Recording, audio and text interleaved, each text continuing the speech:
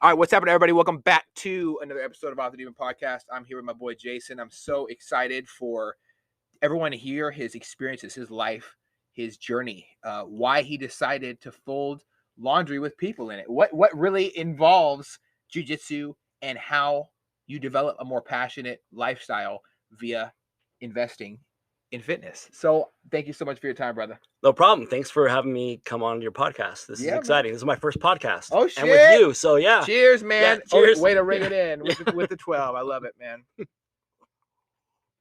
Man, scotch is good. I got to be honest. Yeah. I got to be honest. I really do. So I've never had scotch before. Thanks for introducing me to it. Glenlivet 12. If everyone wants to know what he's drinking, Glenlivet 12. This is his first time, and he's drinking it neat, no rocks, and he looks like he likes it. Yeah, I absolutely love it. This is insanity. I'm gonna be talking about this for a long time. Yeah. So thank you for introducing me to it. I think there's so much beauty that can be found and excitement in your life every time you introduce something new. Whether it's martial arts, the military, hearing a child laugh, everything that we experience in life, I think we should celebrate it. And so thanks for having me celebrate something new. This is great. Yeah, no problem. Thank you. So jiu-jitsu, where did that start? So I think as a person, maybe as a man, I think a lot of us do have some level of interest in martial arts or some sort of a form of physical activity. With me and my personal upbringing, the way that I was brought up, I was bullied a lot. We can get into this later on, but I was born with like a cleft palate. Okay. So I was always picked on all the time. And that's pathetic, dude. I agree. and I could never defend myself, right? And so growing up in a military family, every 3 years we had to go from one military base to the other military base. Furthermore, my parents divorced early on, but my mom also married, like, say, another military person who was a lifer in a career. So the only people that I could actually ask for help to like defend me were like, other military kids. Like when we were living in Germany, for example, at Wiesbaden and Niederroden and Rhein-Main and Frankfurt American High School, all those guys had to like help me defend myself. I'm like, man, that's not cool. I should be able to defend myself, And so, fast forward, when I went into the Navy, that's when I put myself into, jiu-jitsu under Dean Lister. I was stationed on Coronado Island. Which is the best place to be stationed in the Navy, I have to say. Yes, agree. Yeah, weather is always 85, and it's just perfect all the time. All the time. Unless it's sprinkling, and then it goes right back to 85. Life is good. Yeah, around 1 p.m. Then it drops to like a healthy 80 when it rains, and then right back to 85. Oh, yeah. Really miss those days. Yeah, man. I can look back and remember it like it was yesterday. Yeah. Same. So when I jumped into it was called City Boxing at the time, and it was around 2002. And so Dean Lister was there. I've heard about him, read some reviews, but it had your typical boxing ring there in the middle. It had some mats, and it had an upstairs boxing ring with some MMA stuff going on. And I'm like, this is it. This is the place. And it was right down below if you're familiar with the Coronado base there, you go over the big bridge there, and you just drop into San Diego downtown. Oh, yeah. Boom, you're there. So from a perspective of a convenience, it was also perfectly convenient. You could literally run or ride your bike across the bridge. If you wanted to, yeah. Wouldn't recommend it, but yeah. Do not recommend. Yeah, that's a serious hill. You're gonna be exhausted by the time you show up. Absolutely, yeah. You'll be like, I'm tapped out. So yeah, so that's kind of where I started like my martial arts stuff. I did the typical, jiu-jitsu at night and the Muay Thai at night. So Muay Thai boxing and jiu-jitsu, and I just there's just so many good things that came about it. Obviously, you have your self-confidence. My self-confidence went up, self-esteem went up. Just the ability to get beat up and still be like, oh, I'm still alive. Yeah, all these people beat me up. Yeah, but I'm still alive. It's like a lot of things that in your brain you don't know the benefits of martial arts until you're in it. You can like theorize about it. You can read books, you can read magazines, but you never really actually fully get the concept of martial arts unless you actually immerse yourself into it, I think. So yeah, I begin to learn to love the pain. I really love Muay Thai. The thing about Muay Thai, just those leg kicks. I have long legs, so you can put a lot of power behind. Yeah. We look at the best kickers out there. Anderson of Spider Silva, with his kicks are devastating. Yep. because he's able to control it. Mastering your body is what I think another thing that we don't talk about often comes with different levels of fitness, whether it's calisthenics, bodybuilding, or just anything. When you're working towards mastery of a craft, which you never can master a craft, it's this endless journey, and that's what everybody who's working on a journey of self-discovery is always going to realize, that when you're working, but when you're able to work on mastering your craft with martial arts, with Muay Thai, those kicks get so serious. You know, even like we can look at Taekwondo or something like that. The kicks can be so overwhelmingly powerful. It's damn near crazy. Yeah. Yeah, if done correctly. Correct. Yes, And yeah.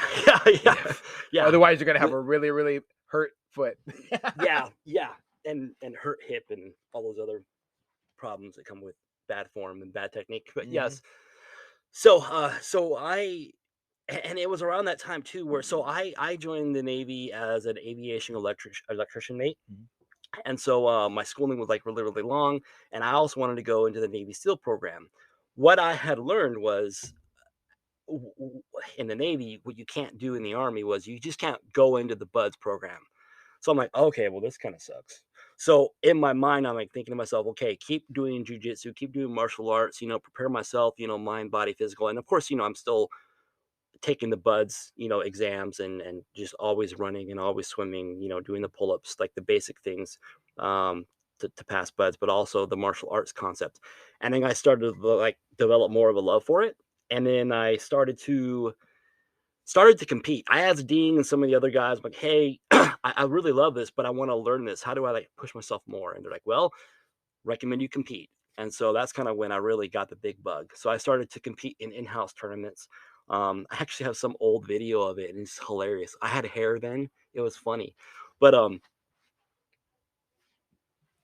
I definitely just can't get over the idea of competing.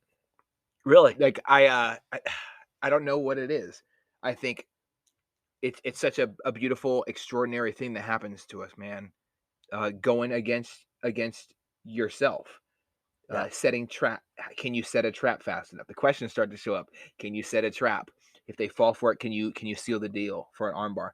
Can you do an armbar on somebody who's covered in sweat? This is why you finish the fight faster.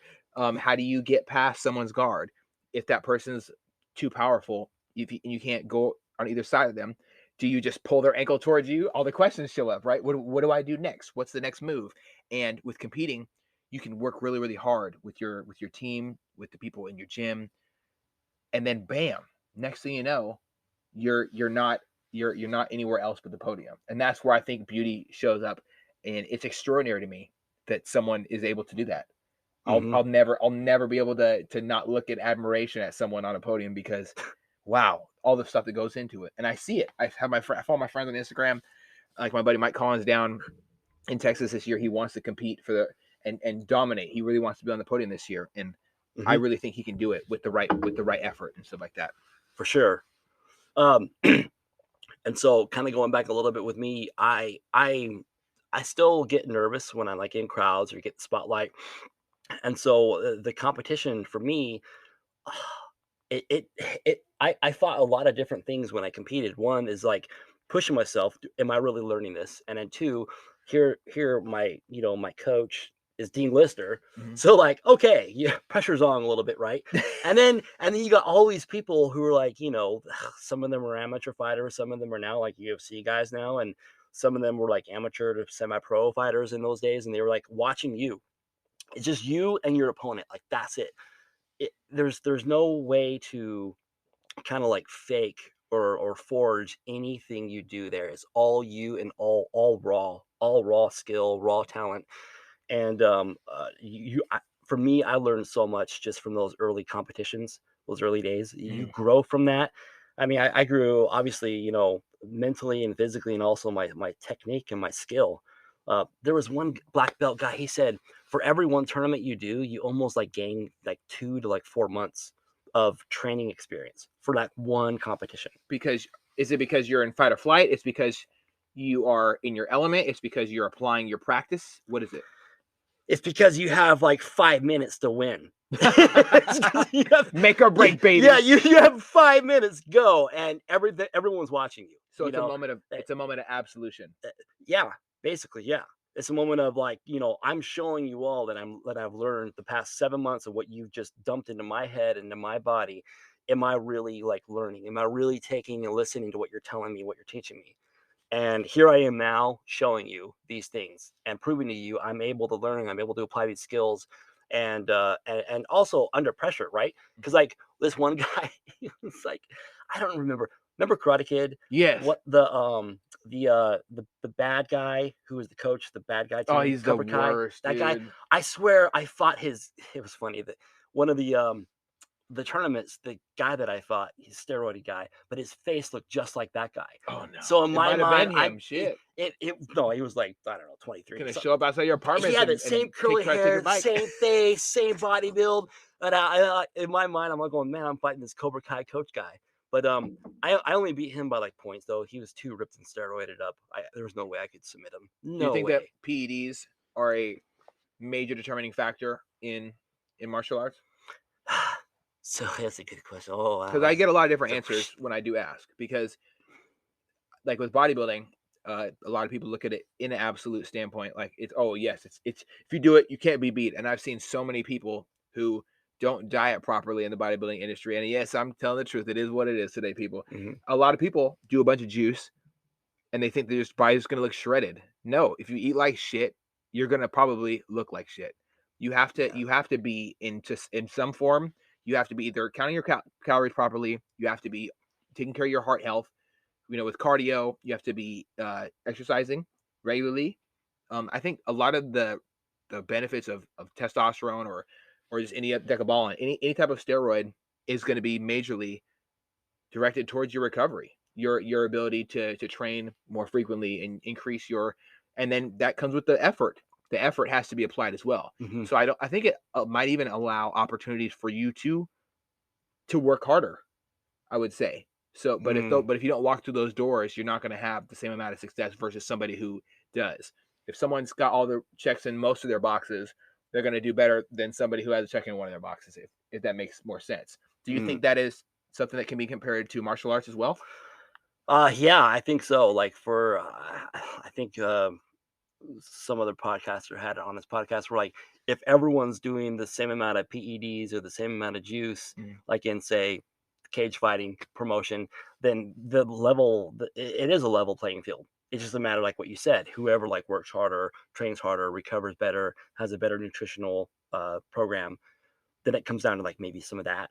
mhm, But I think if everyone's like doing the juice, then sort of like the playing field is level. mhm. It's a new balance. It's reset at a higher level. But if everyone's juiced up, then that's still a level playing field. Then Yes, it comes down to who is training harder, who is training more.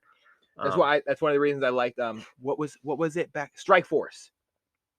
oh, Did they do I testing forget. back then? I don't know. I That's think such a it long was time either ago. Strike Force or a different one, but they basically said everybody, no matter what you do, just show up, and if you got it, you got it. I want to see who the baddest motherfucker is, and I love that. How great can you be when when you remove the lane assisters in the bowling alley? Can you bowl? Do you do a gutter ball every time like me? Like Shoot, who knows, yeah. right? I forgot about those days. I forgot it was like that actually. I don't Mhm. remember. I Yeah. I maybe it was in a movie, but I can't help thinking back. I'm gonna have to do some research, but I'm thinking back to a day and age where they didn't regularly test for PEDs, and wow, like that's a crazy thought for a second because now everybody's like, oh, John Jones, performance enhancing drugs, blah blah blah. And I'm like, okay, yeah, cool. Like what's the problem? Don't There's a lot of people that take PEDs. So many people take. Mhm. I know a bunch of people that take PEDs personally, and if there is it a level playing field?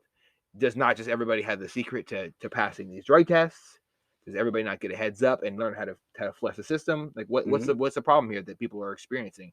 Because I think that personally, if you're competing at a sport at the highest level like bodybuilding, there's going to be a lot of people around you that are going to be running gear, and they're going to be dieting perfectly, and they're going to be spending their whole year dieting. They're not going to know what birthday cake tastes like because they want to win that much. That's how crazy people are willing to go Dang. for this. They won't drink alcohol. They will never go off their diet. They'll be dieting Mhm. year round. And I've tried it. I got close. Obviously I took a couple date night, drank some red wine with my wife at Outback Steakhouse, went crazy, Yeah. right? With my little pieces of brown bread when I cheated, quote unquote. I would call them refeeds, but for the most part, I stayed close to it, and I still had to apply so much effort outside of it, and I wasn't taking any PEDs at the time. Okay. But I think that overall consistency on the back end really contributes to the overall success you're going to have on any platform. Sure. Is there? That makes sense. I like how you said about the even playing field, because that really puts it in perspective for me. Yeah. I don't know who else said it. Yeah, you can say whatever you want, man. I think Joe Rogan mentioned it too. Air it out, dude. Air it out. I think Joe Rogan mentioned something like that, right? Yes. If everyone's doing it, it then becomes like that new level playing field. Yeah. Oh, I got a real story. So my buddy, I won't say his name. He doesn't know I'm doing. Okay. He's a good friend of mine, college wrestler from MSU Northern. He's a Bellator fighter, and he went to Russia to go fight Cage. And it was one of those things where I guess Putin invited all people around the world to come fight my Russian guys in the cage. Oh yes. He said he's never been knocked out in the head that hard in his whole entire life. He said the guys in the locker room, the Russians, were literally juicing right there in the locker room, like in front of them all. That's fucking crazy. Yeah, isn't that? Yeah, that's crazy. Yeah, right before the fight. Yeah, before the fight. Just taking all sorts of and everything. Probably the sustenance stuff. You never know what they're Russian stuff. Yeah. Wow. It was insane. Yeah, that is crazy. Yeah, that's a true story. And so he lost, and he said he of course, I guess, that night they just got so crazy drunk, and the mafia was there, just have more, drink more, he just got so drunk. And yeah, it was pretty crazy. After being hit hard, I might want to drink too, man. Yeah, as I'm getting older. He said he's never been hit like that hard in his entire life. And so I mean, yeah, the PEDs, yeah, it can have an effect too as well, like, from that perspective too. Mm-hmm. Like if you get hit too hard in the head, it can cause some damage. It can definitely cause some damage. Yeah. I one thing I'm concerned about for the future, as we have these polar opposites show up. We have people who, the youth who are growing up in a sedative lifestyle. They sit around, they play video games, they're glued to their phone. There's no, I don't see a lot of kids getting their jeans ripped after school. I don't see a lot of kids exercising at all. I don't hear about how hard PE was when they did the pacer test. I don't see the youth moving in a direction of health and physical activity versus other countries when they are, or even versus people around them, their peers that are working towards hard at their goals.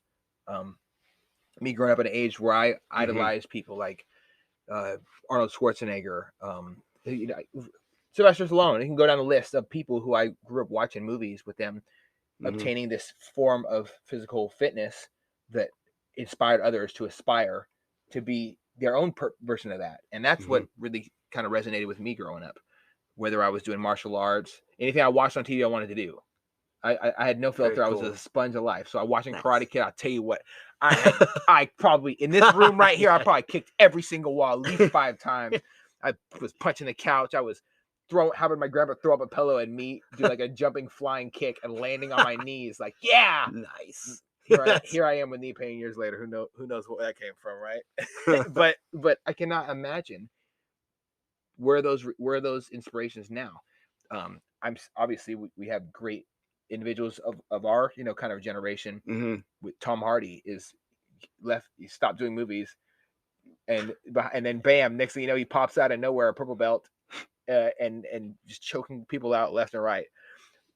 Even Demi Lovato got a purple belt last week. Yeah, I saw that. Shit. Good, congratulations to her. Yeah, obtaining different belts, it must be very, very difficult. What's your experience with that?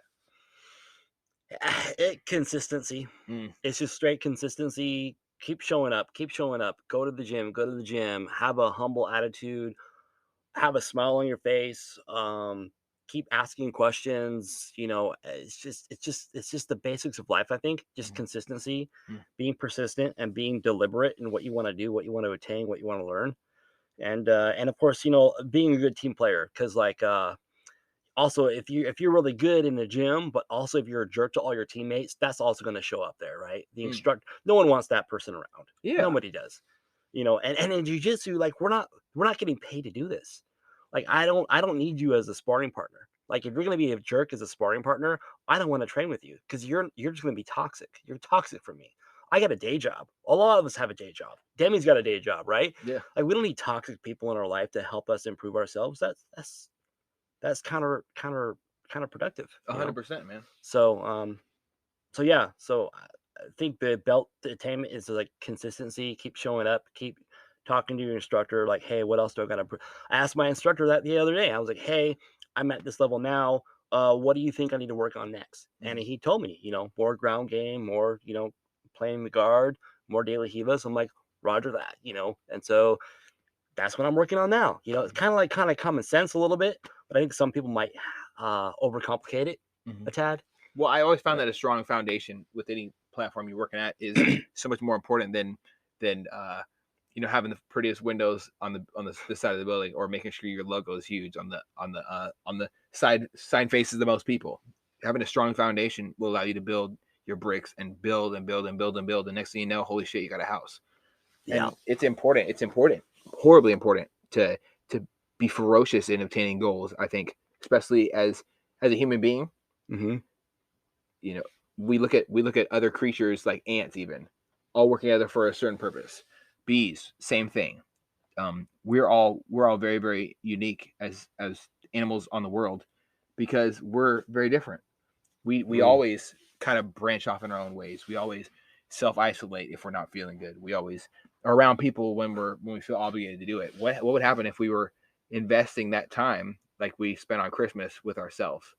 What Christmas to me is every day when I work on my goals. Christmas is every day when I work. My birthday is every day when I ask myself, who do I want to be tomorrow? And I work in that direction. Just even if hmm it's just one step, that one step is more than I could have asked for. How do mm. you continue working towards the next day? Are there hard days? What would you say? Are there days where you don't, where it sucks?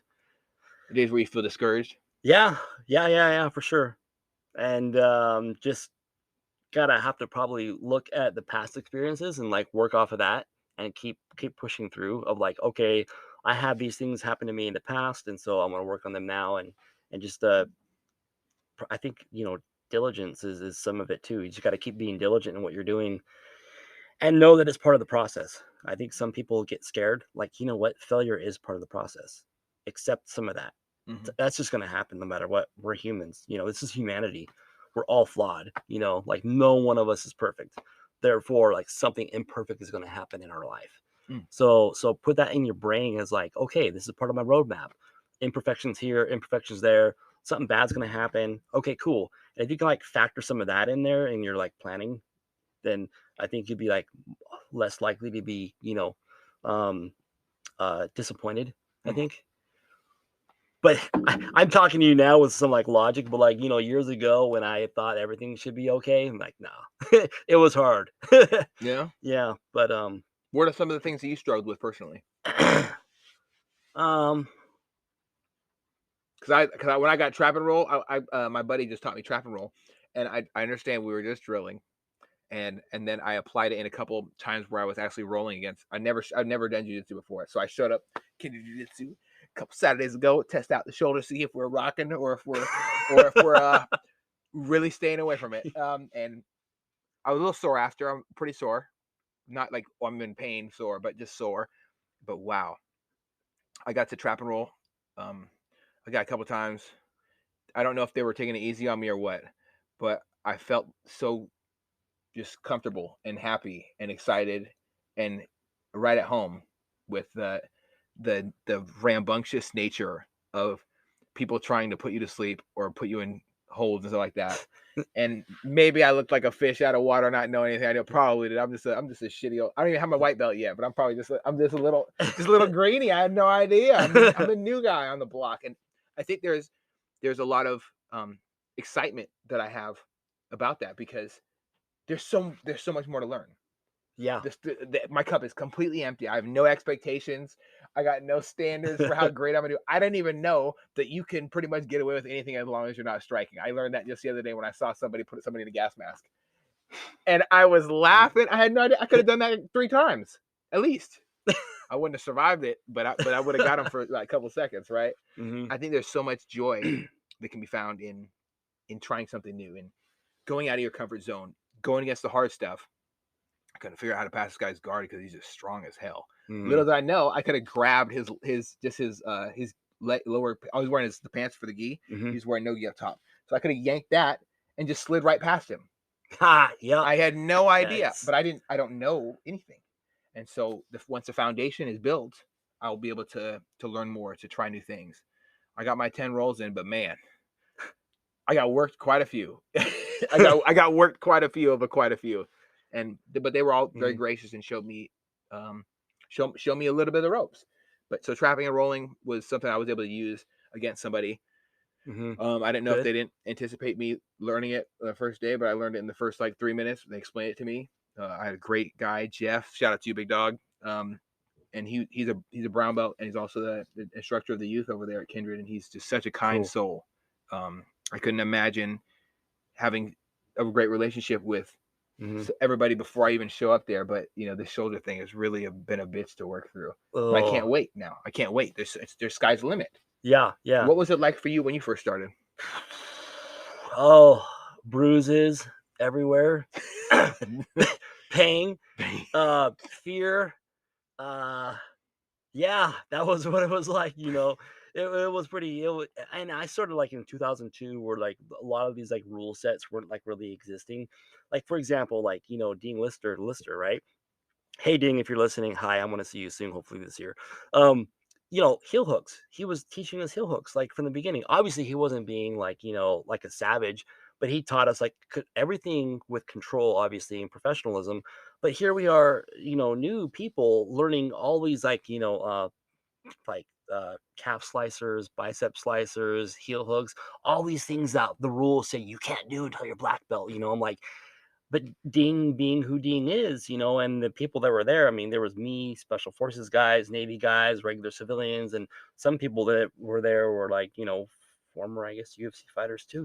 So there's real people there who wanted to like roll and fight and spar. So Dean was okay with teaching that stuff. So we learned a lot of like really high level things.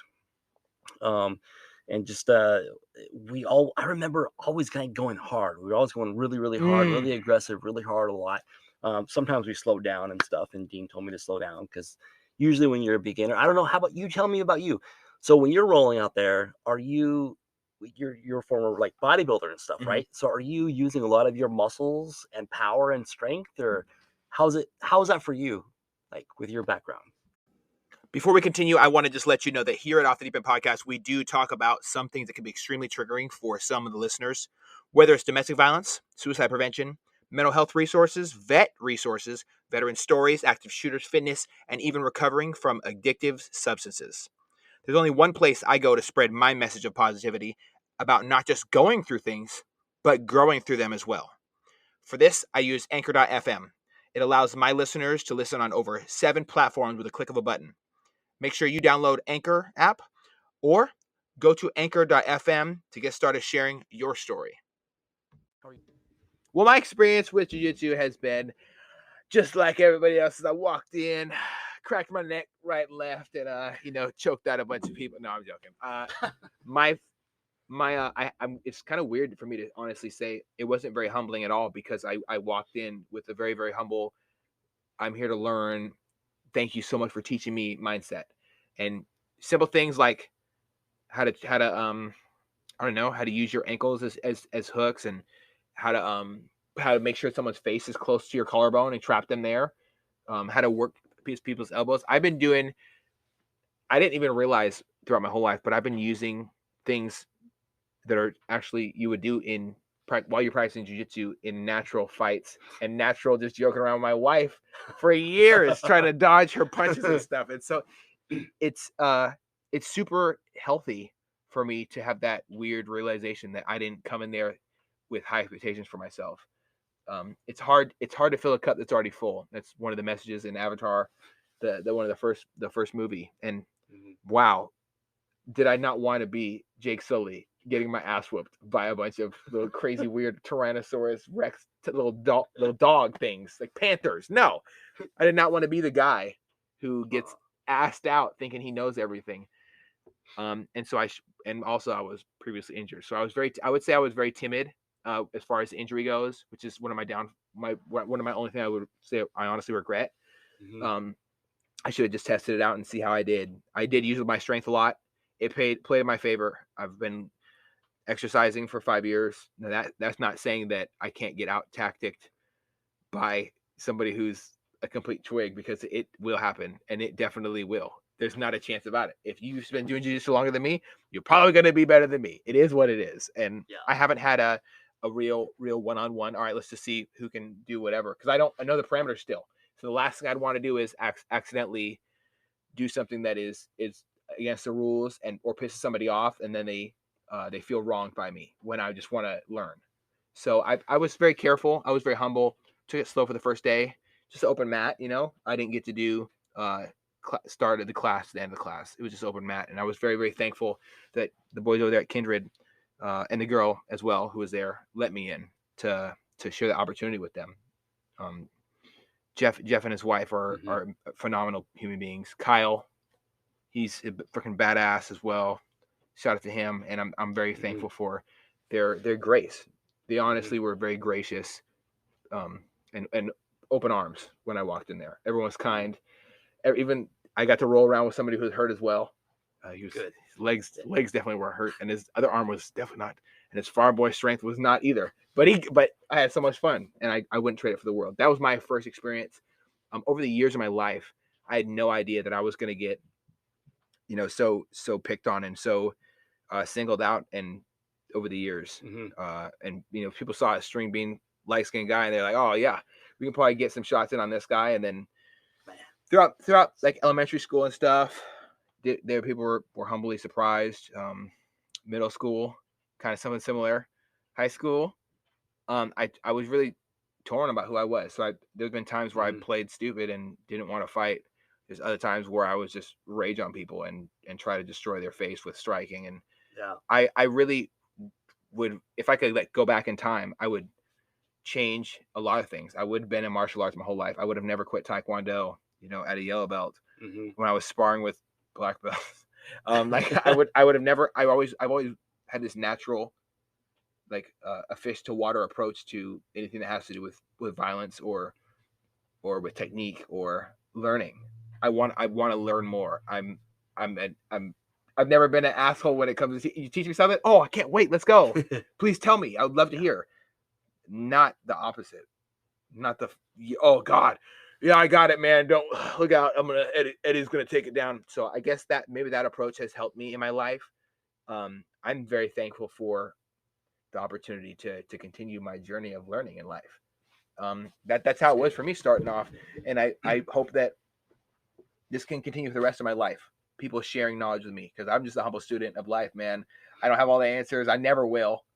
I'm always gonna want to achieve that new level, learn that new move, not get trapped. I actually set a couple traps, and I was only able to set those traps because I've been observant this whole time. I've spent 7 months now injured and coming back from my injury. Weightlifting, getting back into weightlifting was hard.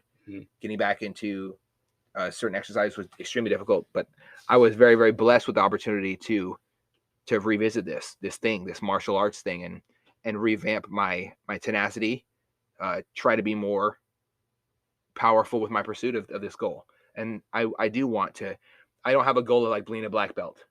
I have a goal of doing jiu-jitsu for the rest of my life. And wherever that takes me, fuck, dude, what a journey, right? Yeah. And that's how I feel about it, honestly. So hopefully that's my future.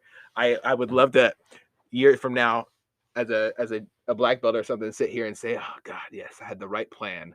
Just be humble and just shut up and learn, and don't argue. Don't get frustrated with people when they're better than you. Thank them. Got to run with wolves to get some food, man. You have to run with some wolves. Yeah. Wow, there's so much there to unpack. But back to the injury. Yeah, there's a guy we roll with. He had an injury on his arm, and he had the semi cast on his arm, and he still showed up to roll with us, and so obviously the guy's got a cast on his arm, so you're just gonna have to be observant, to be deliberate in what you do and how hard you roll with the guy. But just like that fact, right? Like if somebody has a cast on their arm, the last thing that they would think in their mind, let's go dress up in our gi and go fight with my cast. Like that's the last thing on like most average person's mind. But this kid, he comes in class and he is trust, he trusts every one of us with his like semi-broken arm. I don't remember exactly what was wrong with it, but I think he had a cast, right? So that implies some level of fractured slash broken arm.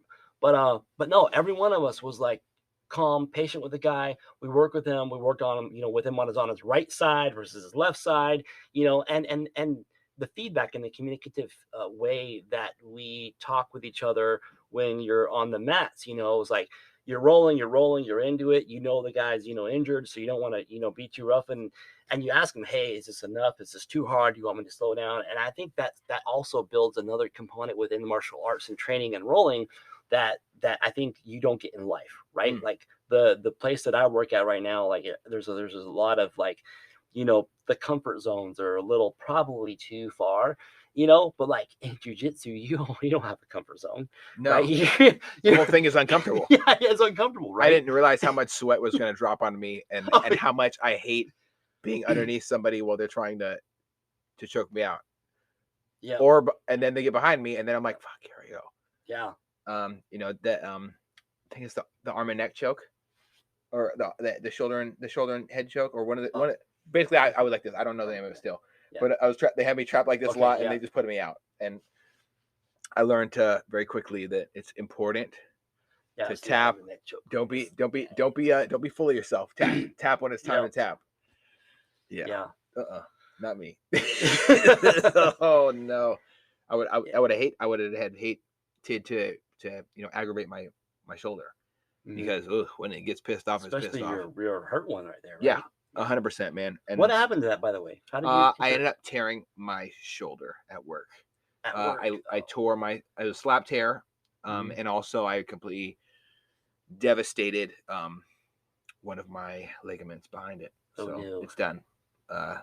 It's done with certain parts of fitness, sadly. Wow. And I've been slow to accept it, but I talked about it last week with my bodybuilding coach. It's not going to probably happen again, ever. But that doesn't mean I can't be into fitness, right? So it's just not, I'm never going to look the same unless I do 6 stem cell therapy. And I don't have that in the budget after not working for 6 months. So right now, maybe in the future, I'll figure it out. I heard stem cells pretty expensive. Yeah, 10 racks. 10 racks, but 10 racks to have for like a brand new shoulder, I think it's worth it. Would you ever, or let's just start from the beginning. So what was your competitions like when you were competing? So part of me too, when I was in when I went into jiu-jitsu, I was also kind of going in with a perspective of, this is helping me train to go with special forces, right? So in my brain, in my mind, I was thinking, hand-to-hand combat, if we're out there, my objective is to, have to probably kill the person, right? So in my mind, I was thinking like, yeah, I don't know. I was thinking, I guess, I'm not scared to be hurt, but I will get hurt, but I'm not afraid. I'm not going to die, and I will tap if I have to tap. But I was thinking more like, offensive, aggression. I don't have to kill this person, in a competition, right? But like when you're training with your partners, those are your sparring partners, those are your friends, you don't want to hurt them. You don't want them to hurt you, So I think for me was like mostly, it was focus. It was really focus. And I knew that my teacher, I knew my coach was also watching, and he was a referee. So I was kind of like trying to navigate myself and what I would do to the person. And I don't know. I think it was like one of those things where you know what you're good at. For me, my earlier competition days, I was mostly no-gi, right? Because Dean Lister did all like no-gi in the very beginning. So it was all no-gi. So for me, my favorite moves that were like kimuras, right? I would go for the kimuras a lot, and I would stick to them because my long arms, my long legs. So yeah, get him in closed guard, get him in the kimura all day long. And so I would kind of like bait some of the wrestlers, you know, with like put like my one leg out there. Yeah, I was about to say how by putting a leg out. Yeah. I would bait them. Go for the takedown. Yeah, and then go for the single leg, and then boom, there's their arm, and I'll give them Kimura like within like 20 seconds, 15 seconds, they'd be out. So for me, it was like, you know, I was nervous, but I was a good nervous, and I wanted to just hurry up, submit them as fast as possible. Is what I was really, I enjoyed that a whole lot. Just going in with a laser focus. I think it's very important. 100%. I think it's super important to do that for everything that we do. I know that every time I've been in a moment where like fight or flight kicks in, like real life, if we can talk about real life application for a second, I never thought that any of my skills that I learned or that I practiced over the years would ever contribute to real life scenarios until someone's trying to rob me at knife point. And then I'm way too close to escape that knife blade, and I'm way too far and there's no way I'm gonna get away or be able to back up and create distance to draw my gun. And I don't want to light somebody up with a crowded area, because that's what the tweakers do in Seattle. They don't give a shit. They don't think they're in their own world. Yeah, they'll rob you at knife point. So there's been times where I've closed the distance and I've been able to just use sheer ferocity and just really an absolute lack of F's to give about what happens to them as long as I get out of there and I don't have to fill out a bunch of paperwork dealing with the shooting. So there's been great times where that killer instinct of fight or flight kicks in, and I feel really calm. Everything slows. It's like classical music to me. When I get that adrenaline spike, when I know something's really, really wrong here and I have to act or die. And I think it's very exciting, and it can really do a huge crash afterwards of exhaustion. But when in those moments, you like training is so important, because even if you're in great shape, you're going to have a better chance than somebody who doesn't deal with any type of athleticism at all. And then when you add mixed martial arts or any form of martial arts behind it, or any form of defending against a knife or gun training, all these things, knowing when not to shoot, all these things contribute to this dangerous, your own individual version of John Wick that you could be, right? And I think it's so important for all of us to pursue our own level of physical fitness and being a powerful specimen. Have you had to use any real life application after your years? Yeah, actually, just like one time, and it's not like a knife. That's good. I'm happy. Knives hurt, dude. Yeah, fuck, they hurt. Dude, I bet, man, that's crazy. Was that here in Linwood area? No, it's in Seattle. Seattle. Yeah, International District. Really? Evening time. Yeah, they do it right out there in an open around other people. And I'm like, last thing you want to do is like, it's like the fourth rule of firearms: don't shoot unless you can be accountable for what's behind what you're shooting. Because there's a lot of people down there all the time, and it was a shit show, man. Man. Thankfully, other people's cars wanted to help me. You know, love this guy and the ground helped a little bit. How long ago? Probably like 9 or 10 months ago. Okay. 9 or 10 months ago. So well past all the writing and stuff like that. Yes. Okay. Yeah. Things get weird, man. But I think that having an ability to focus in on different things I've learned over the years. Don't try to dodge somebody. Don't lean back when someone punches at you. Lean to the side. You know, don't ever lean back. What if because they're gonna try to punch through you? Yeah. They're applying force. Don't just lean back and get popped a little less hard or with more strength sometimes, depending on what happened. And just you land on the ground, the back of your head, you're out, and then you're done. Yeah, you're in trouble, dude. Yeah, you're in trouble, and there's so much that plays into it. So I'm thankful that I was able to walk away from that situation. Yeah, man. Glad you did too. Yeah. Yes. Pretty shady stuff down there in Seattle. Oh God, yeah. I would love to avoid it, but unfortunately, that's where the money's at for me. Well, what was? You asked me about our practical story. Yes, practical story. Yeah. This one's kind of good. I like this one.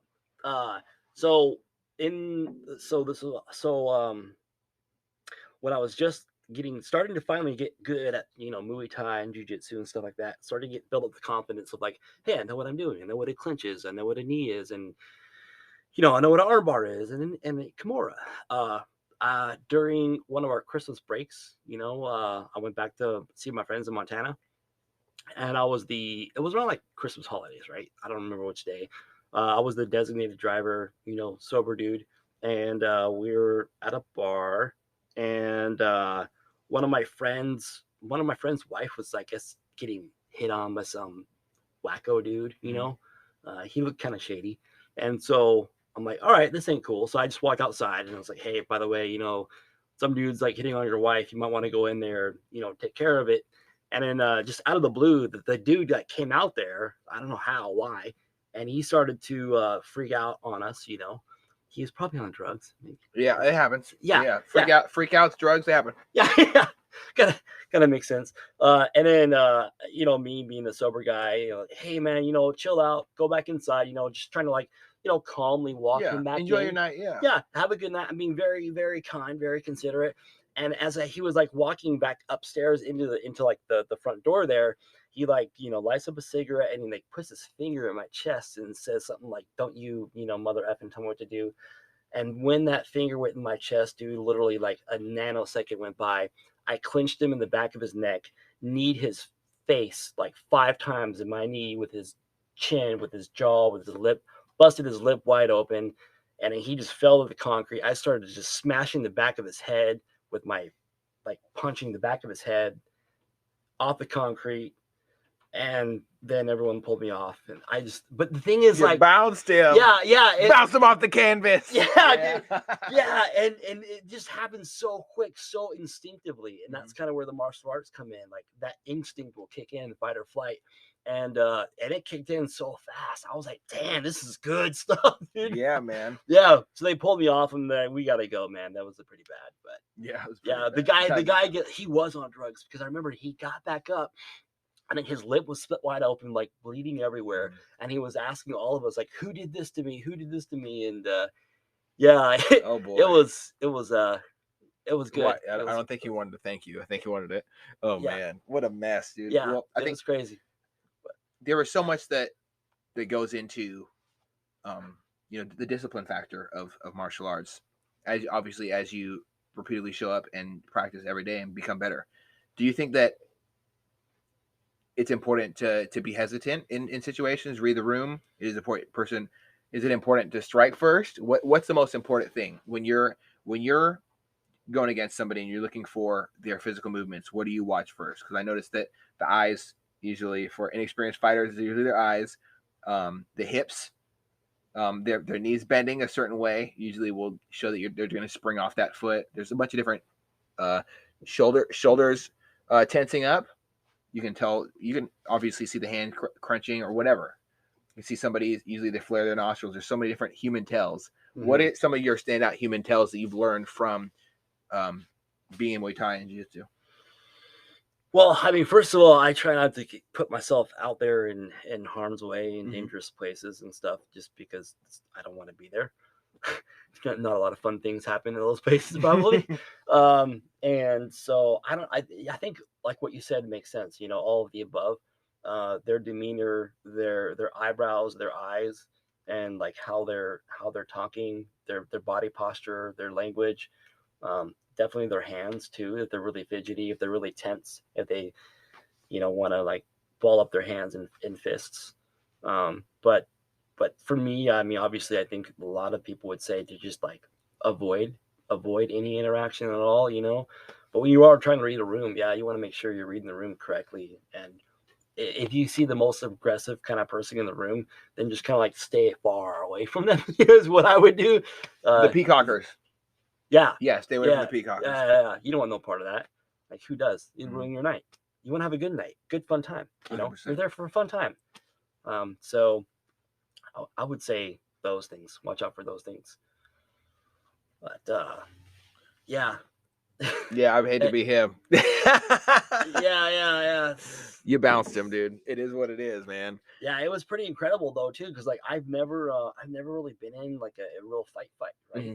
And like I was saying earlier, I was mostly bullied all my life. I had people who were like really, like real gangsters and stuff, like be there to defend me because I'm like this little skinny white kid, and they're like, you know, tough guys and gangsters, and like they were defending me, and like, which is like I was totally completely grateful for that. Mm-hmm. But at the same time, like this was like the first time where I was able to really kind of like defend myself, Yeah. and in real life.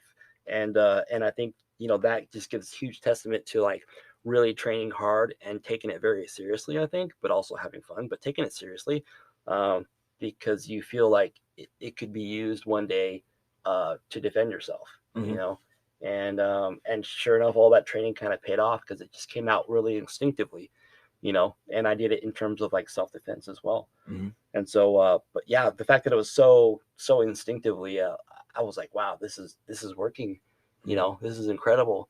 So no, I think if anyone is questioning about that or the true validity of martial arts and Muay Thai and Jiu-Jitsu, I would say, go try it for 30 days and see what you think. Yeah, I Like, think Muay Thai and Jiu-Jitsu go so beautifully hand in hand. This the stand up and the sit down, because I cannot tell you how nervous I would be is if I'm about to get in a fight with somebody, and they pick up their hands in like a shitty boxing stance, and then they just put their hands on the ground and sit down and then put up their feet, and I'd be like, oh well, this fight's over. I'm out. Goodbye. yeah, exactly. I know this I know where game. this game's going. Three things I look to avoid. You know, I talk shit and joke around with people. I try to be genuinely kind to others. Like all the time. I might joke around with my friends here and there, but nothing ever to hurt another human being. But when I see three things: cauliflower ear, angled noses, and another thing I look out for always is someone's hands with a bunch of scars like I have on mine. I seek to avoid people that have those telltale signs. I try to be attentive and pay attention to my surroundings to a point where it's almost driving me insane. But to see that, yeah, I try to stay away from those things. And I always Tim Kennedy's book Scars and Stripes was just talking about it. One guy had cauliflower ear, and I was like, oh. I see how this game is going down, and I've always noticed the same thing. I try to stay away from that because they'll get you. They'll get you. They spend a lot of time uncomfortable in life, so look out. For sure. Look the fuck out. So what I, is Oh, sorry. Go ahead. oh no, I was gonna say I haven't read the book, but I heard it was good. Oh God, Yeah. listen to it on Audible. He narrates it. It's so much better than reading because for me, my Yeah. personal experience, super dyslexic, so it's I hate reading. Reading's it gets frustrating when you read over the word the third time and you're like your brain's like, are you sure you want to read? Maybe you should try a couple more times. Maybe they don't get clear, asshole. Yeah. Like I try to avoid it, but audiobooks are great for me. I definitely loved how he describes everything. He puts all the emotion behind it. He knows when he's gonna get choked up. He knows when he's gonna talk about how bad he hates human traffickers and stuff like that. It's all great. Wow. It's all great. 10 out of 10 recommend Audible. Okay. Check it out. Yeah, Scars and Stripes. Listen to it right now. I would too. I Okay. love it. It's great. What is one of the most standout experiences you've had just with competing? Oh boy. That's a tough one. Standout experiences. Um, I would say probably okay, no, yeah, back in the day when I was starting out in the Navy, um, Chris Brennan, when he had his gym there in Irvine, he had a like Chris Brennan, in-house tournament, like a smoker for jiu-jitsu. And yeah, this was Dean came up for it. There was some other people from our team there, but the people in my bracket were like all Marines. They were school in Camp Pendleton was right there, right? So they were all school infantry guys, and there was like 4 or 5 of them that I had to go plow through. And for me, I'm like, because I knew, I mean, at that time, Chris Brennan was like he's still great. He's a great guy, but then he was like still on the world tour and still fighting, I believe, right? So here we are, with my coach, Dean, and then Chris Brennan there being the referee around all these like fighters, right? So the people I competed with like were all Marines, all schooled in infantry. So for me personally, I felt like this is my time. This is my time to like really prove myself, what I have, who I've got, and then what my skill level is, and in front of all these great people. They're all great people, And so for me, I kind of like I was nervous, but a good nervous because I put that all in like more positive nervousness, instead of negative nervousness, There's probably a better psychiatric name for I would that. say But- you being nervous is a good thing because it just shows that you want to do great. So you were Yeah. excited. You were passionate about greatness in that moment. Yeah, I was very focused to do good and to win, but like win with like technical proficiency, Mhm. not just like accidental win, you know. Yeah. So yeah, every guy competed. They were all really good long fight, you know, and some of them were also wrestlers. My background was in wrestling, and so one of them I kind of like out wrestled a little bit, which was cool. One of them I baited with the Kimura. You know, one guy tried to put me in a foot lock, and he was giving it all he got, and I never tapped. I got out of it, and then he just like gassed out, and I choked him out. You know, so it was like probably one of my better competitions ever. It was good. Wow. That's Yeah, exciting. yeah, it Yeah. was exciting. That's Yeah, badass. And so you smoked all the other Marines? yeah, Oh, yeah. They were well, Marines. They were do Marines. you They were Marines. hear I loved that? it. Yeah. What a mess. And not just Marines, but like they're in the SOI, School of Infantry. Okay. So like they weren't like Marine admin people or like Marines mechanics, you know, on aircraft. They were legitimate infantry Marines. Excellent. Well, Yeah, that's badass, man. It was so great. Yeah, I think there's so much there's huge great moments that we can all achieve in life, and I've always been excited when I hear about other people getting that good job moment that you can recognize for yourself. There's a lot of times we get great feedback from the universe. We get awards. We have promotions. We have gold stars that get given to us throughout the universe. But when you can do it for yourself, I think is when it becomes the absolute best. So what's the difference between gi and no gi training? Do you find there's a major significant benefit? Because I know you talked about previously loving no gi. Yeah, so I started in the no gi, and that's kind of when Dean left Fabio's place, and Fabio was all gi. And then when Dean started winning, you know, the ADCC competitions, and he started to only train and teach in no gi, and so I didn't know any better. I'm like, okay, cool, no gi is great, it's the best. And then, I mean, in the street, when you're on the street, if you have to get into a fight, you're not going to be grabbing people's pants, and you're not going to be Well, they're trying to trying to grab punch you or someone's hit you with shit. T-shirt to choke them out with their T-shirt, right? So I'm like, fair enough. So no gi it is, and then. But now that I'm in the gi competing and learning, I feel like there's some habits correctly that I need to stop doing in the gi. But you just can't do it. And those are just bad habits. And I'm working on those, and I think I am improving. But like there are some major differences. Like for example, like in the gi, you have you got material. You can grab the material and still Like the lapel. yeah, you grab the lapel, you can grab the belt, you can grab the lapel. Dude, and do the some belt chokes. between the legs and Yeah. yanking up to crush their balls is the coldest move I've ever seen. I could not believe that shit is that's legal. God, but you can't do a knee bar, but you can crunch somebody's nuts. Yeah, Yeah. I don't know about that. Who's in charge here? And so like for example, like in the gi, if you're in someone's close guard, you want to get out of close guard, you got the Toriano to do. You can grab the inside of the gi pants, inside of the knees, grab them and then bring them in. Well, you got to know you can't do that. And so there are some major differences that changes your game up a little bit. But for me, I mean, I was struggling really hard in the gi when I first like started jumping into the gi. And so I think I'm getting much better, but there are definitely some major differences for sure. Yeah. So, what is the top 3 most important moves, holds or chokes to learn when you first start? If you're training gi versus no gi, like 3 for both. So if you're training the gi, I'd say, I mean, I'd still say some of the basics. I would still say the arm bar, the triangle. And I'm a little well at higher level. It's harder to get it's really hard to get a Kimura on a higher belt. But for me, I mean, I'm not black belt, so for me, it's a little easier to get a Kimura on somebody. But I think you can still get a Kimura both in the gi and in the no gi. Um, I would say those are probably like the three uh, basics for me is what I would think those would be like the 3 basics. Yeah. Okay. Badass, man. But other people might have different opinions. Well, this is all about your experience, Yeah, man. yeah. I know that everybody feels differently about the journey. There's people who like cookie cutter programs, others who like, just simple walkthroughs and they never even roll. I know a couple people who don't even really go hard ever. And I think that's okay. Everybody Yeah. has different experiences and wants to know different things. Mhm. I spent months learning, just watching people choke other people out and watching other people put it in other people in compromising positions and learning from that. It let me know when I was in the reds, the orange, the yellow, or the white, the yellow, and the orange and the red zones. Because I call them, or if I'm in the orange, it's like, oh shit, red, I'm gonna pass out. Orange, you're compromised and you need to get out of here now.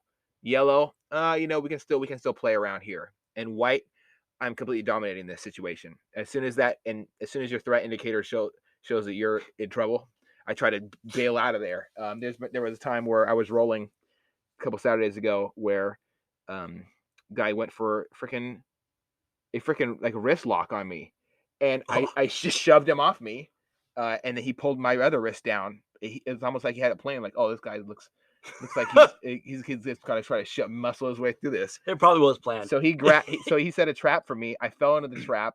I just went in full mount.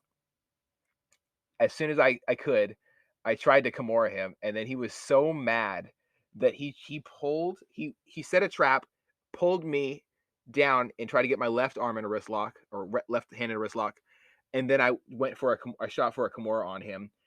While I did it, I put the full weight of my shoulder into his chin, and he was pretty unhappy about that too. I hope he never listens to this.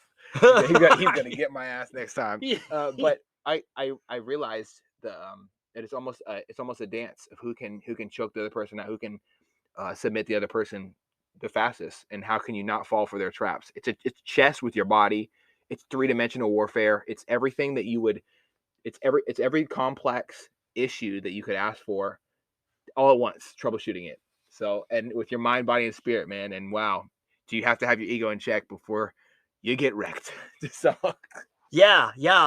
Like for me, I kept the memories of So when you go into work at the Navy, you go into like the locker room, you change out, and of course you're half naked. You put your coveralls on. Well, when I was starting to begin both Muay Thai and Jiu-Jitsu, I had bruises and big welts on the back of my leg from all the Muay Thai kicks, and just like shins all beat up, bruises all my back and they were everywhere, right? yeah, you I get looked like, housed. yeah, everywhere. And so part of me was to like determine, am I getting better? And for me, the am I getting better is when I have less or fewer bruises. And so the guy, so when we would show up to work in the morning, we're all changing out. They'd be like, dude, Pess, what's with all the bruises? Like, well, I'm doing jujitsu, doing these things. Like, okay, yeah, fine, dude. Are you gonna be okay, man? They thought, like, they kind of joked, was like, hey, man, you're getting beat up. I don't think this is your stick, bro. Like, you better just like, bro, you're getting beat up. But like, then I would start Did you come ask in. them? Did you do the old fashioned way and ask them to check you out right there to there? No, You ever, I don't think no, I wasn't in that frame of you mind. guys never you guys never sparred in the berthing or anything like that? I wasn't on the ship. Okay. Yeah, I was on land. Oh, So sick. so Okay, sweet. yeah, I was on station in HSL 45. Okay. So it was like a flight. We had like our squadron. Yeah, So it awesome, was man. on home base. Yeah, Okay. it was cool. Well, y'all didn't get down as much, yeah, because No, because there was when like you're at 20. sea, There was you're like 20. stuck. There You're was like, all this bent up aggression. Everybody's always fighting. oh Oh no. man, I so the birthdays were the worst. You getting your ass whooped. It was uh, it was a mess out there, we man. got lucky, dude. We only did like one cruise every 4 years. Well, I was only in 4 years. Well, I only did Mhm. like one cruise, but like I was stationed like online. That's That was awesome, one of my man. things I wanted to do. There's no way I was gonna be on ship forever. There's no way, man. No way. But I have a ship story. But let me finish this story about bruises. Yeah. That's how I knew that I was getting better. Mhm. Was I would like have fewer bruises on my body. Trial And by fire. yeah. And as the bruises started to become, less and less and less frequent, everyone thought I gave up. They thought I quit because I had no bruises. And they're like, dude, hey, Pess. They call me Pess for short, for Pessemier. Like, hey, are you still training? And that was their way to like measure, hey, are you really getting good? And then I would say, yeah, I'm still training 3 hours a day with no bruises. And so that was like the indication of like, okay, he's getting better. This is This is kind of one of those like, funny little things that I love it, man. it's yeah, yeah. I look It's back, it's important like to have moments yeah, to look back on moments like that. I remember um, someone spoke about it. C.T. Fletcher was describing the power of obsession. Obsession doesn't have to be a negative thing. If you're obsessing over another human being, you might have some serious freaking issues. But if you're obsessing over the one you see in the mirror, how to better yourself, and not just physically with plastic surgery, hmm not like I get that our body's like an AR-15 or a Jeep. We can add the fat tires, we can add the the best the best scope, whatever, or we can buy the cheap one online on Amazon, which I don't yeah, recommend. I think we should all take care of our bodies the best way yeah, when we're pursuing that level of greatness.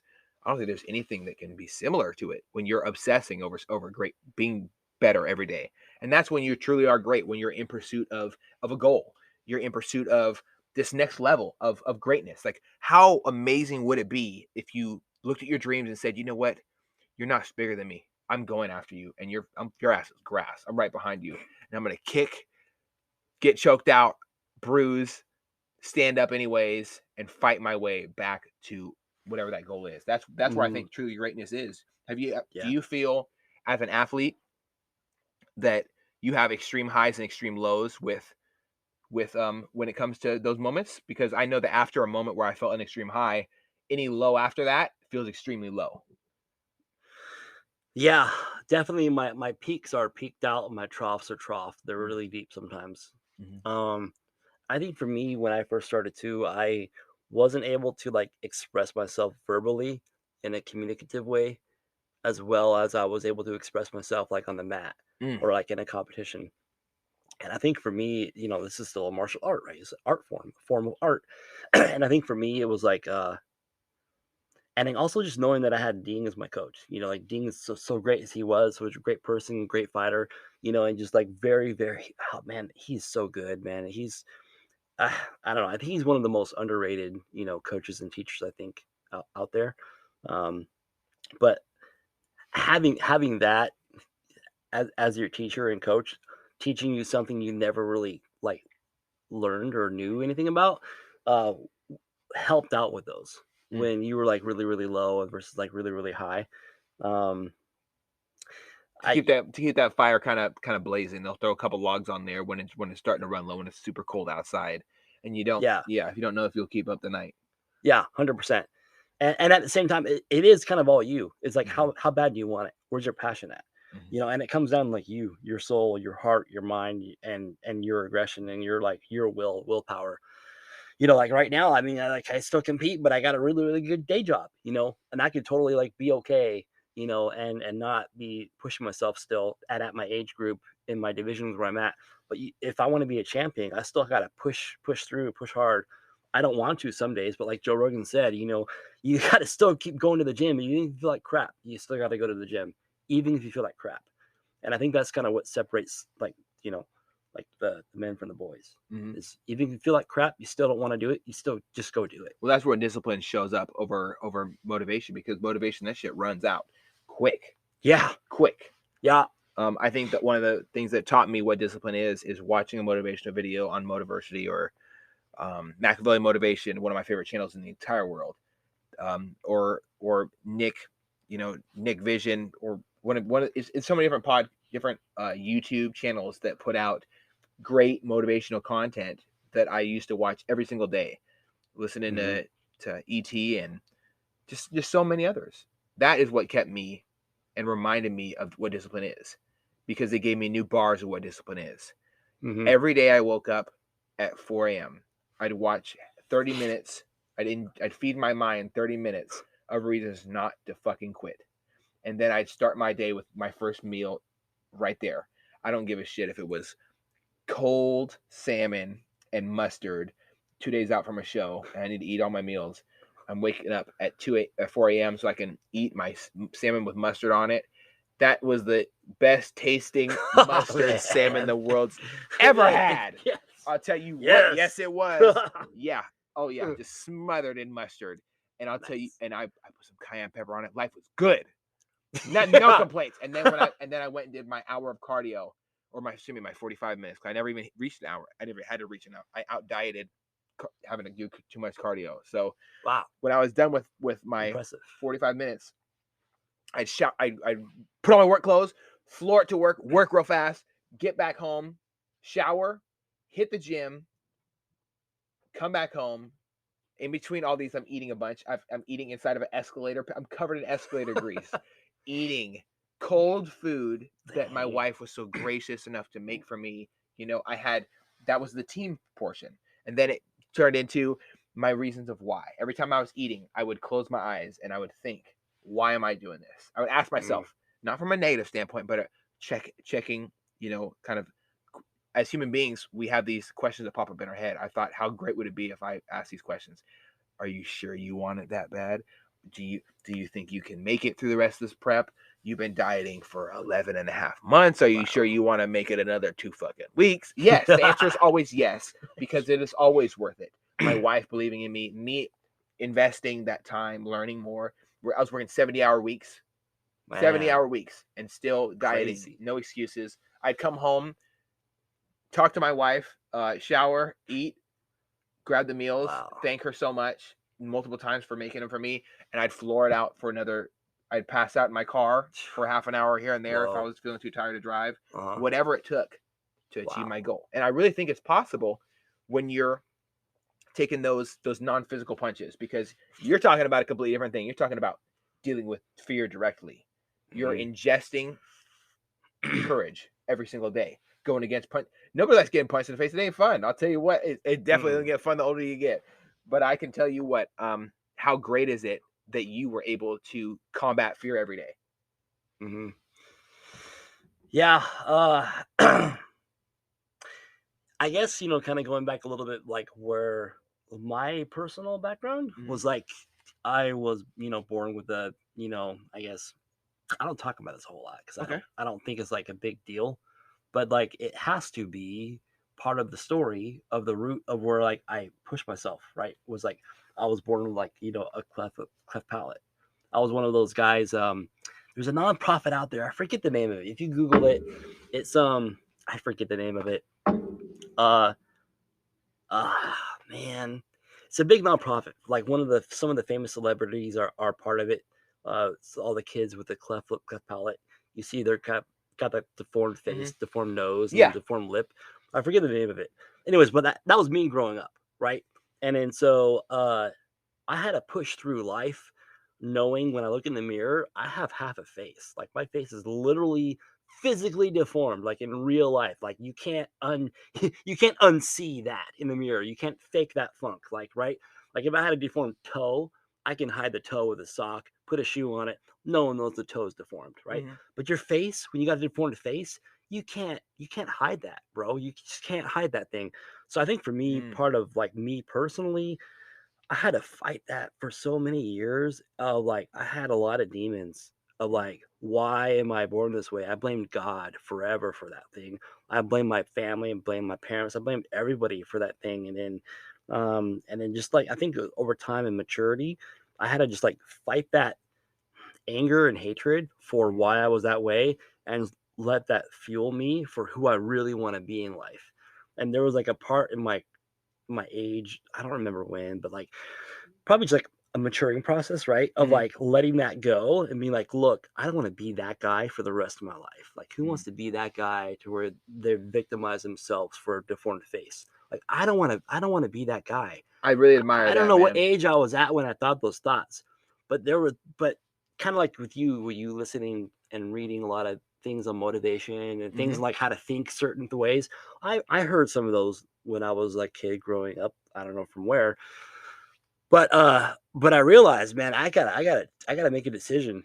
Like, I'm not gonna be like this whiny, deformed face guy all my life and blame my deformed face for how I should think in life. No, I ain't gonna be that dude.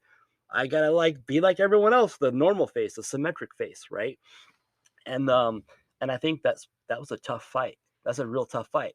Because when you go down the street, everyone's staring at you. Yeah, because you got half a face. But like, they're not looking at your pinky being deformed. They're looking at, so I don't know. It's kind of weird. I'm sorry I you don't had know. to. I'm sorry you had to experience that, but Yeah. I'm glad that you have taken such beautiful lessons from it, man. Like obviously sitting here, I look at you just as who you are. Mhm. You're not a bad looking guy at all. I don't see Yeah. you as deformed. And Yeah. I think that there's so much that can be said about how we view other human beings. Like if you look like Mhm. Quasimodo from the Hunchback of Notre Dame, I'd be like, yeah, I can get down with what you're saying. But That's it would good. be a different story, man. But I'm excited that you have found such resolve through something you experienced, and you don't look at it as who you are. Mhm. Often in life, and it's preached in every single way throughout the news, throughout Hollywood, we're supposed to be ashamed of the things that set us aside from other human beings, or that make us feel that we are a wounded warrior in a sense, right? Mhm. I absolutely detest telling other people that you should be in a certain box or feel a certain way because of a certain thing. I think that we all Yeah. can decide our own fate and our future. It's not really survival. I wouldn't call it survival of the fittest, but I would at the same sense. And you Mhm. decided to survive and power through whatever your situation was. And I definitely admire that, man. Thank you. While you were talking, man, sorry, I was looking for that charity. Mhm. I'm not part of it or anything like that, but I think it's called Operation Smile. But Operation Smile. That is what it is. Yes, yeah, I've heard of the same thing. Yes, yeah, man. yeah. It's I crazy, it man. is it is. Dude, I did so much research to find out why am I a cleft palate, and like the last things I remember, this is, and if I'm wrong with my data now, somebody like tell me or tell him about this. But I think it was like 1 out of 746 or something like that. Mhm. Get this thing, and I thought so. I was conceived in Okinawa. My parents were stationed in Okinawa, and I thought, and then back then Okinawa was like smog everywhere. It was like really Yeah. bad. But then I remember also meeting some other people when I was in the Navy. I had some coworkers, and he told me one of his kids also had a cleft lip, cleft palate, Mhm. right? And I'm like, okay, cool. This is interesting data point in my brain. Then I asked him, like, hey, where were you when you had your baby? And it was like some like regular, natural, non-smoggy place. I'm like, okay, well, No, it's not it, the it's smog. not the Damn it. smog. It's like, I almost got you, yeah, smog. I know. Yeah. Yeah, Oh Okinawa. man. Yeah. Fucking Okinawa. Anyway, so like, I don't know, man. I've always like, I had like a small mental quest of like, Mhm. how does this thing happen, or where? Or why is And this my situation? yeah, like what is the science behind this? What is Mm. the science behind it? But anyway, nonetheless, then but so then I guess there's some celebrities who have the thing there. Yeah. I had a Yeah. kid in my school who had a cleft palate, and I had no Oh, idea until you literally just spoke about it today. huh. And he was being treated poorly one day by somebody, and I punched the guy in the face Yeah, who said it. boy. Who said it? I'm thinking Yeah. back, and I'm like, I knew I was in the right. I knew I Yeah. was in the You right. were in the right. But Yeah, bro. I don't like bullies. They really hurt me, man. Yeah. How many? Hmm. There we always wonder about that kid that disappeared in high school and where they Yeah. went. And sadly, Yep. I just had a guest recently on, and Miss Christina, it broke my heart to hear about her struggles with bullying, Hmm. and her struggles with mental health, and her going to a treatment facility to help her kind of Oh no. regain the love of herself. Okay. And it was really, really tough for me to sit there and hear her. And she saw a friend that she was in middle school with that disappeared for like 6 months. It was in there. Oh And wow. she brought up the fact that we always wonder about that kid that disappeared. A lot of the times those kids don't find facilities to find help, or they don't find self-love. They find Yeah. a knife or a pill bottle or a gun, which is even worse. Hmm. All these things are horrible. Yep. Hurting yourself is never a positive thing. And I think we do it every day, subconsciously, and consciously as well. We don't believe in ourselves. We look at things that make us different. Like, what if I'm just going to give you a very polarized example, and it's going to Sure. be an honest one. If somebody called me oppressed, I'd be livid with them, If someone called you because oppressed. like oppressed, Okay. like because of my skin color, I'd probably rage out. And not just because my wife's and my mom are white and my dad's black, or not just because I hang around with white people or black people or whatever. Uh-huh. I don't. That's not what the problem is. Hmm. It's somebody putting limits on me, putting me in a box. I think we Yeah. do that to Yeah. ourselves all the time, and it's one of the Yeah. most harmful things. Sure. Not saying, like, for me, I have keloids on my chest. I've never been talked about it publicly, but I'm gonna go on a tangent here. Why not? I was uncomfortable about my skin for a long time. As I did bodybuilding, my keloids grew. I have scars. I have really bad dyslexia. I Hmm. have multiple TBIs. my left ear is ringing right now. It's usually ringing most of the day. I have knee pain, shoulder pain, back pain, a bunch of issues, and I still try to live life and break Mm-hmm. out of these boxes that I feel like I've been put in my whole life. And I Mm-hmm. think that if we do that, we can be great. So you not using something that's happened to you or something that you were born with as an excuse, it is overwhelmingly empowering to me, and I appreciate you bringing it up and talking about it. Thank you Mm-hmm. for doing that, man, because it's important to recognize our strengths and weaknesses outside of what happens to us in life. Yeah. Yeah. Because if you said, okay, this is what I am, this is me now, or if I say, okay, I am an elevator guy for the rest of my life, I'm putting myself in one box, or I am my career. Yeah. You put yourself in a box. Yep. You're not meant to live, to work, to wake up one day, go to school, get in college debt, and then work a 9 to 5, and then have kids and die. Boy, That's no not way. it. No, That's literally that not is. it. Don't put yourself in a box. Yeah. And I like how you don't do that, man. It really Yeah. shows how remarkable your ideology is. Mm. Well, thanks for saying that. Yeah. And thanks for sharing your stuff too. Yeah. Keep going. Yeah. You're doing good. No, yeah. Like, Oh, like God, I'm for uncomfortable. everyone who's listening to Eddie and his podcast. So I'm down here in his place now, and I have some startup experience too as well. And he's doing good. I'm looking around here. He's got the startup podcast thing, and I mean, this is my first podcast. To me, it looks really professional. He's got Thank the you. microphones up here. He's got the white paper board down there for maybe some Just lighting. covering up a bunch of stuff, and I Yeah. usually write on there things that stand out to me. If you say Okay. something that really stand out to me, I'm going to put it on that board. Okay. And I'm going to hang these up around the house, Like a vision board, like a vision vision board. Reason Okay. and reasons that I'm inspired. Nice. I'll probably put some stuff on there today. Okay. And he's got the drinks, he's got the bar down here, he's got the laptop here. I don't know. It looks great. I mean, he's got the startup, a scrappy little startup podcast thing going on here. I mean, I like it. That's cool. Yeah. Thanks for inviting me on here. Yes, Really appreciate it. I'm super appreciative of it, man. And Yeah. and to hear your experiences, your journey, the things you've gone through in life, and the things you Mhm. powered through. I know it's hard to take a really, really fat punch in the face, but you strike back. And sometimes you strike first. I love it. Yeah. I think you kind of have to. I don't know. I mean, I don't know. I don't like striking. That's the thing with so one of the things that stood out to me was when I was at Chris Brennan's Jiu-Jitsu competition. Mhm. One of the King of the Cage promoters came out to me and then asked me if I wanted to go King of the Cage.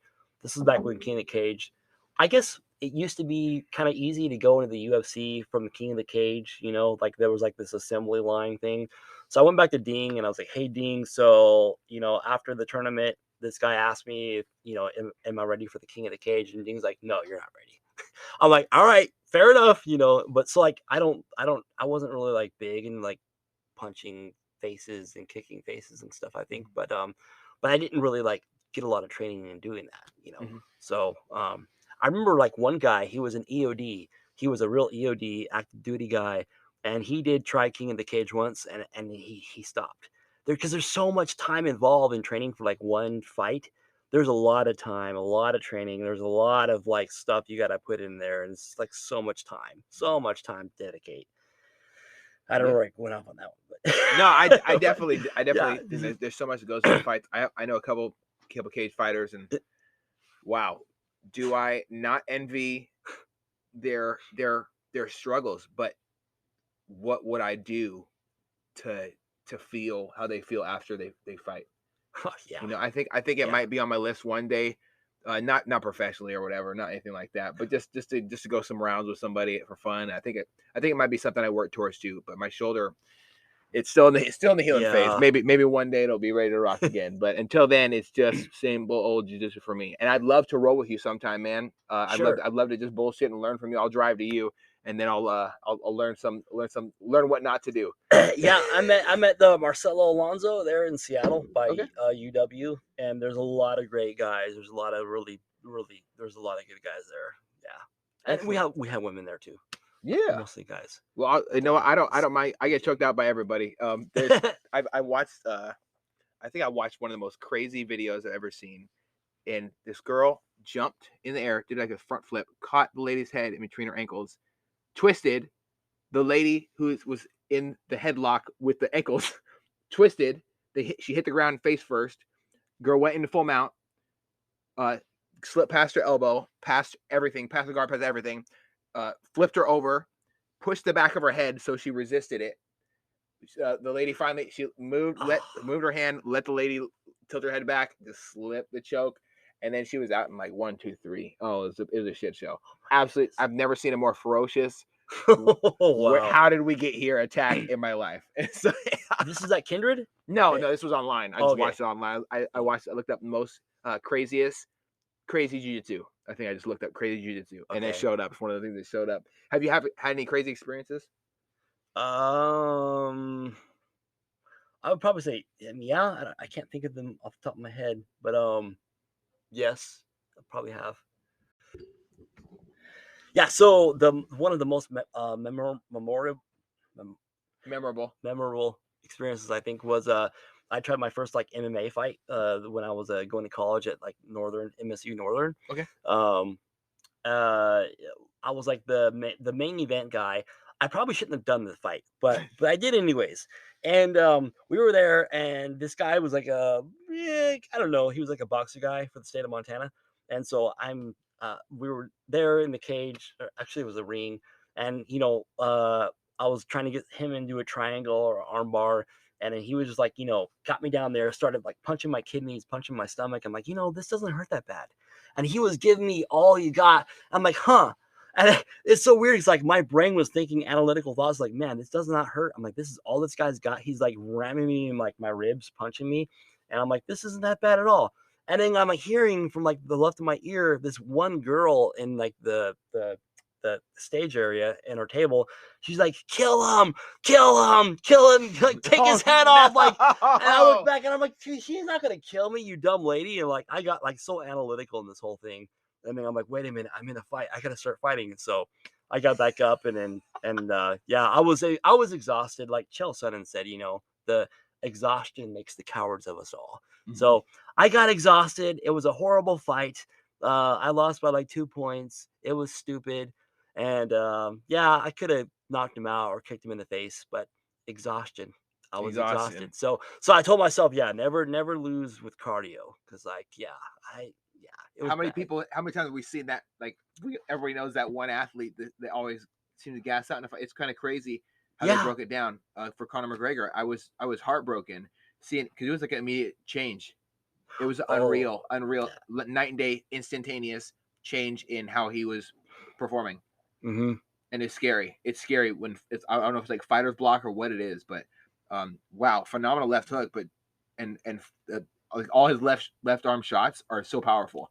I'll never understand how people can hit that. I mean, I've hit moments where I've got extreme, like completely refilled with energy, but not extreme exhaustion just out of nowhere. That's that makes me nervous. And this is like my first like MMA event, whatever. So and it was like my last one too. But we were the main event, right? So like I was like preparing and training, and while everyone else was like going for like 3 or 4 hours, so I was completely spent. I was warming up for like 3 hours. Like what? Who does that? Who does that? Again, I shouldn't have been there, but I did anyways. Well, I tried. The right training staff, the right setting. I had none of the above. I was, yeah. It was like Haver, Montana. Oh no. It was, yeah. Well, you know what? You still showed up, and that I think that's what's more important than doing good at something by societal standards. Showing up. Oh, true. And trying. So true. So true. Yeah. Yeah. Well, my final question is this, man. I have to know. Mm-hmm. What is one thing you would say to somebody who's on the fence about starting jiu-jitsu or Muay Thai? Don't let anything hold you back. Just keep. Don't let fear hold you back. Go do it, and let your experience be your lesson. I think go in there with an open mind and like an open heart, and be willing to like learn everything. Is what I would say. Absolutely, man. Well, I'm not on the fence, but I'm still gonna take your words as wisdom, and I really do want to say thank you so much for taking the time out of your busy schedule to sit down and discuss your journey, the lessons you've learned, some of the experiences, the highs and lows, some of the downs we talked about, and I'm super excited to have you on another time to talk about your military experience in a different episode, man. Thank you so much for really introducing me to Scotch whiskey or to Scotch. It's so much better. It's so much better than regular whiskey. I had no idea. I feel like a grown up now. But all jokes aside, Yeah. man, thank you so much for the trek, making the trek up here after work. I know it's been a busy time in your life, and thank you for sharing your life with me. I appreciate you, brother. I really do. Yeah, likewise, Eddie. Thank you for inviting me here. This has been really cool, fun, exciting times. And I learned a lot too about podcasting and like interviewing and talking. And I hope everyone was able to take a few tidbits of good information from all this. And yeah, and definitely I would love to come back at some point, sometime. Hell yeah, man. Yeah. We'll break down what the Navy's like. Because I was the seagoer. So we'll touch on that stuff. I actually have a real like boat story about jiu-jitsu. Oh shit. Yeah. Well, let's go. Yeah. Come on, tell me before we wrap it up. All right. So everyone like apparently some people told other people that I'm a jiu-jitsu guy. We were the Airedales, the air people. So we were on a small boy, right? We were on the cruiser, which is we were a plane captain of the USS oh gosh, Nimitz Stennis. It was Stennis. Okay. So we did a Westpac. And we did the whole U.S. international thing in like May 2004, right? Okay. So it was like both a Westpac and both a world war simulation. And so apparently, like he's from Washington State. I don't remember his name. Anyways, this guy, he was also like a wannabe Navy SEAL. He wanted to go into SEAL training. Apparently, like he was also like the toughest guy on the ship, jiu-jitsu guy, right? On a different ship. He was on the same ship. Oh shit! But he was like ship's company, like you. Uh-oh. But I'm an Airedale guy, so we're no. temporary. So here we are, these Airedale like flyboy Navy guys who only come on the ship like 6 months out of the year. Who are they to come on our ship? Like that's kind of how some ship's company thinks Time about for us. a turf war. So anyway, so they found out I'm a jiu-jitsu guy, and I talked to him. I'm forgetting his name, starts with a C, Cunningham or something. I don't remember. Anyway, so like, hey, dude, let's train, let's roll. We talked about like, they maybe, want to be going to buds and everything else. And so finally we were down there in some berthing area where there was a bunch of sewage pipes and everything around us. It was the worst place to do jiu-jitsu. We did like a smoker fight tournament, like 10 minutes or something like that. And all of his guys were around us. And dude, we were going, this guy was good. Who had the bets? Did they have bets? I don't even know. I was scared, dude. Cause like, dude, I'm like, this is their home, this is their ship. I'm the Air Navy guy, dude.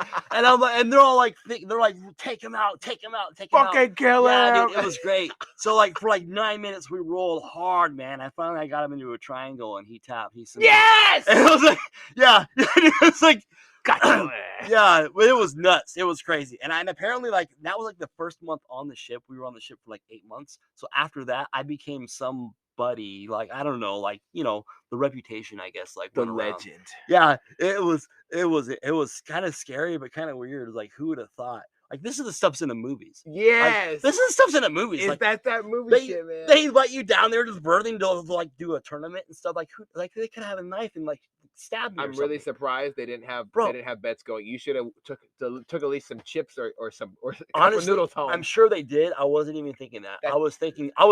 Where's my cut?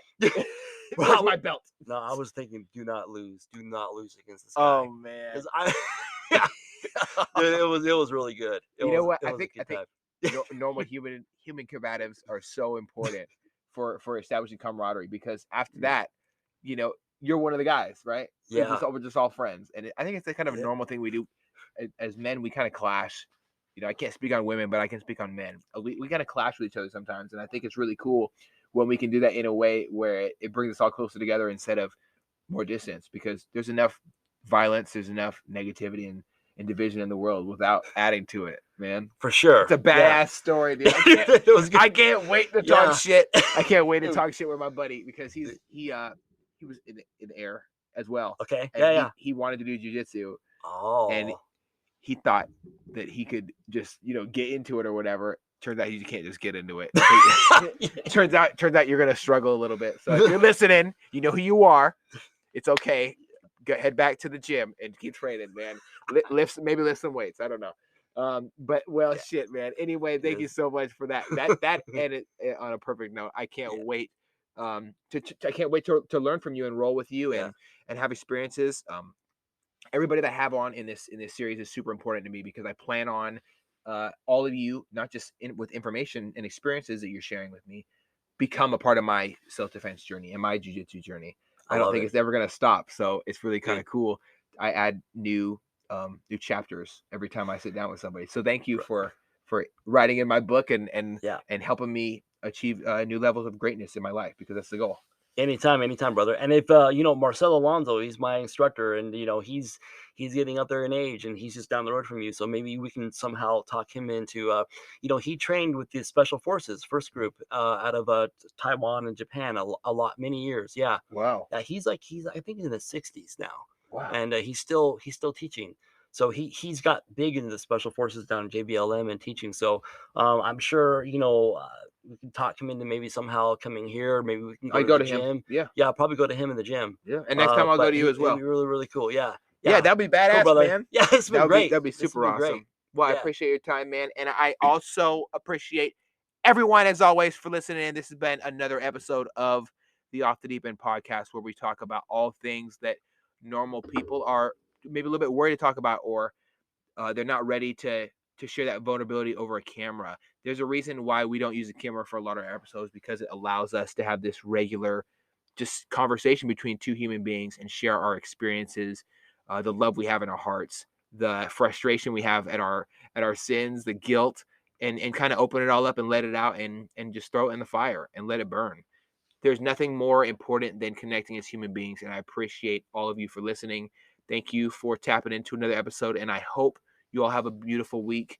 Stay tuned for the future, because he will be back, and I cannot wait for that. But also, in the next couple weeks, your boy might be putting on a gi. So I'm excited for that. Thank you Yeah. all. Make sure to head over to my Facebook page, and let's continue the conversation, honestly, on Eddie Lowry Off the Deep End podcast Facebook page, or my Instagram at This Is Eddie Lowry. Links will be down in the description. Please do stay in contact. Much love to everyone. And as always, I hope you have a fantastic night.